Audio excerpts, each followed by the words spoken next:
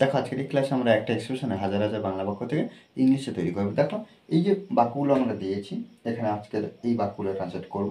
এই ধরনের ক্লাস এর আগেরও আমরা করেছি, জাস্ট প্র্যাকটিসের জন্য আবার এই এক্সপ্রেশন আমরা একটু আলোচনা করবো। কি, বাড়িটি আমার মনে ধরেছে, মোবাইলটি আমার মনে ধরেছে, জামাটি আমার মনে ধরেছে, মেয়েটি আমার মনে ধরেছে, দেখো বাইকটি আমার মনে ধরেছে। দেখো প্রত্যেকটা এক্সপ্রেশনে একটা জিনিস দেখতে পাচ্ছি, কি মনে ধরেছে, মনে ধরেছে, এই বিষয়টা আমরা লিখবো। দেখো ফার্স্ট টাইম আমরা কি করব, এমন বাক্য ট্রান্সলেট করার জন্য ফার্স্ট টাইম আমরা সাবজেক্ট বসাবো, তারপরে কি করব, সাবজেক্ট অনুযায়ী হ্যাভ অথবা হ্যাজ ব্যবহার করব, যে কোনো একটা হ্যাভ অথবা হ্যাজ।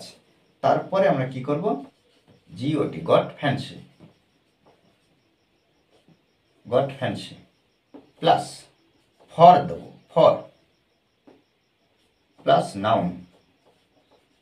নাউন বলতে কি, কোনো কিছু নাম বোঝানো, কোনো একটা কোনো বস্তু হতে পারে, কোনো ব্যক্তি হতে পারে, যাই হোক না কেন কোনো কিছু নাম বোঝাবে। দেখো বাড়িটি আমার মনে ধরেছে, তাহলে কার মনে ধরেছে, আমার মনে ধরেছে। তাহলে এখানে আই এর পরে আমরা হ্যাভ বসাবো, I have got, I have got fancy, I have got fancy. এবার কি, ফর কি বাড়িটি, ফর টি বাড়িটি, ওই জন্য আমরা এখানে দা হাউস ব্যবহার করব। ওকে, মোবাইলটি আমার মনে ধরেছে, তাহলে এখানে আমরা লিখব আই হ্যাভ, আই হ্যাভ, তারপরে কি এখানে দেখো একইভাবে মনে ধরেছে গট ফ্যান্সি, তাহলে আই হ্যাভ গট ফ্যান্সি কি ফর দ্য মোবাইল। জামাটি আমার মনে ধরেছে, তাহলে এখানে আমরা লিখব, আর আমার এখানে দেখো জামাটি তার মনে ধরেছে, তখন আমরা সাবজেক্টটা আমরা পরিবর্তন করে দিতে হবে।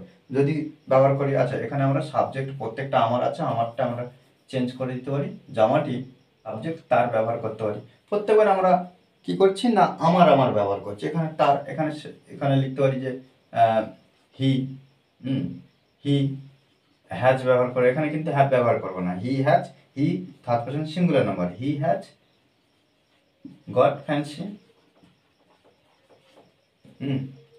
Goat fancy. এবার কি করবো, নাও ফর, তাহলে he has got fancy for the shirt.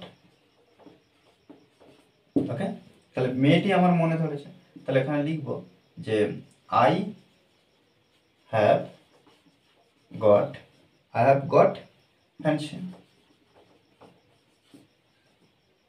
তাহলে আই হ্যাভ গট ফ্যান্সি, তাহলে for the girl, for the girl. Okay, আর বাইকটি আমার মনে ধরেছে, এই বাক্যটা আমাকে অবশ্যই কমেন্টে জানাবে। কেন, কারণ আমাদেরকেও এইভাবে প্র্যাকটিস করতে হবে। ওকে, আর এই ক্লাসটি যদি ভালো লাগে অবশ্যই লাইক কমেন্ট শেয়ার, আর যারা এখনো পর্যন্ত এই চ্যানেলটি সাবস্ক্রাইব করেননি তারা অবশ্যই চ্যানেলটি সাবস্ক্রাইব করে পাশে থাকবেন। Okay, thanks for watching this video.